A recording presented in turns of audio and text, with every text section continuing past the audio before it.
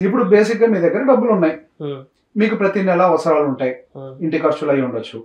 అక్కడితోటి అయిపోదు కదా జీవితం. ఇక్కడి నుంచి నెక్స్ట్ 5 సంవత్సరాలకో, 10 సంవత్సరాలకో, 15 సంవత్సరాలకొకటి ఇట్లా ప్రతి ఒక్క 5 సంవత్సరాలకి మనకి ఏదో ఒక ఫైనాన్షియల్ టార్గెట్స్ ఉంటూ ఉంటాయి. అవును. వాటికి డబ్బుల్ని అక్యుములేట్ చేయాలి కదా! వాటిని డబ్బులు ఎలా అక్యుములేట్ చేయాలి? ఇప్పుడు మనం ఇక్కడి నుంచి ఇక్కడ దాకా వెళ్ళాలంటే ఇంత దూరం ఉంది. దానికోసం ఎంత డీజిల్ ఖర్చు అవుద్ది? ఎంత టైం పట్టుద్ది? ఇన్ ద సేమ్ వే మనకు 5 సంవత్సరాల టైం ఉంది. ఎంత ఇన్వెస్ట్ చేస్తే అది పెరుగుతూ మన అవసరాన్ని తీరుస్తది. అట్లా మన మనిషి జీవితంలో ఎన్ని రకాల అవసరాలు ఉంటాయి? మనిషి పుట్టిన దగ్గర నుంచి ఫస్ట్ ఆడి పెళ్లి అయిపోయింది అంటే అక్కడి నుంచి ఫ్యామిలీ ఎస్టాబ్లిష్ అవుద్ది. పిల్లలు పుడతారు. ఓకే, స్కూలింగ్ ఎడ్యుకేషన్ వాళ్ళు చూసుకుంటారేమో జీతాల మీద. Intermediate education is very expensive.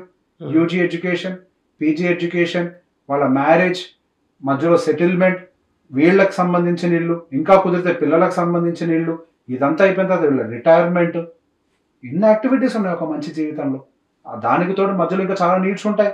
Car కొంటమై ఉండొచ్చు, ట్రిప్స్కి వెళ్తామై ఉండొచ్చు, ఫంక్షన్స్ అయ్యి ఉండొచ్చు, వెకేషన్స్ అయ్యి ఉండొచ్చు, ఇట్లా రకరకాలు ఏవైనా కానివ్వండి. ప్రతి మనిషి జీవితంలో ఈవెంట్స్ అని ఖచ్చితంగా ఉంటాయి కదా. మరి ఉంటాయి అన్న వాటికి ఆ పంట పండాలి అంటే నీళ్ళ సప్లై ఉండాలి కదా. నీళ్ళ సప్లై ఉండాలంటే స్ట్రీమ్ లైన్ చేయాలి. సో ఏ డబ్బుని ఎక్కడికి పంపించాలి? ఓకే, ఈ పలానా టార్గెట్ ఇంత దూరంలో ఉంది, దానికోసం ఇంత అలొకేట్ చేయాలి. అదే ఆల్రెడీ ఆస్తున్న వాళ్ళు అనుకోండి, they have to plan there wealth. ఇప్పుడు ఎకరాల భూమి ఉంది, ఏం చేసుకుంటారు? అవసరం తీర్చుద్దా? భూమి ఉంటుంది, దాని రేటు పెరుగుద్ది, దాన్ని చూస్తూ ఉంటారు. రేటు పెరిగిందని మనసుకు తెలుస్తుంది, కానీ జేబు ఖాళీగా ఉంటుంది, పొట్ట మాత్రం ఏడుస్తూ ఉంటుంది. ఎంతమంది లేరు?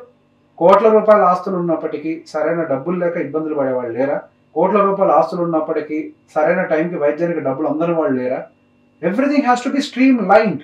ఆస్తి ఒకటి ఉంటే సరిపోదు. ఒకప్పుడు కొనేవాళ్ళం కావాల్సిన ఆస్తులు, నాట్ ఏ ప్రాబ్లం. అప్పుడు ఎందుకు భూమి పెట్టుబడులు ఎక్కువ పెట్టేవాళ్ళం? వ్యవసాయ ఆధారిత దేశం ఇది. మన కుటుంబాలన్నీ కూడా వ్యవసాయ ఆధారం మీద బతుకున్నాయి. అప్పుడు దాని నుంచి ఇన్కమ్ వచ్చేది. There is no other option. We have to invest on land. ఈ స్టాక్ మార్కెట్, మ్యూచువల్ ఫండ్స్, ఎల్ఐసీలు ఇవన్నీ అప్పట్లో లేవు. There is no option. అక్కడ ఇన్వెస్ట్ చేసాం. కానీ కాలం మారే కొద్దీ ఎక్స్పెండిచర్ ప్యాటర్న్ మారలేదా? మన వృత్తులు మారలేదా? అన్నీ మారిపోయాయి. మన వృత్తి భూమికి సంబంధం లేదు. అప్పుడుండే ఎక్స్పెండిచర్ ప్యాటర్న్ వేరు, ఇప్పుడుండే ఎక్స్పెండిచర్ ప్యాటర్న్ వేరు. అప్పట్లో వ్యవసాయం మీద వచ్చే ఆదాయం వేరు, ఇప్పుడు వ్యవసాయం మీద వచ్చే ఆదాయం వేరు. సో మనకున్న పరిస్థితులకు అనుకూలంగా మనం వాటిని స్ట్రీమ్ లైన్ చేయాలి. ఎక్కడి నుంచి ఎక్కడికి రీలొకేట్ చేయాలి. ఖాళీగా ఉండే వ్యవసాయ భూమి కంటే ఊర్లో అంటే పట్టణంలో ఉండేటువంటి ఒక మంచి భూమి బెటర్. ఎట్లిస్తుంది? రెంట్ ఇస్తుంది, క్యాష్ ఫ్లో ఇస్తుంది.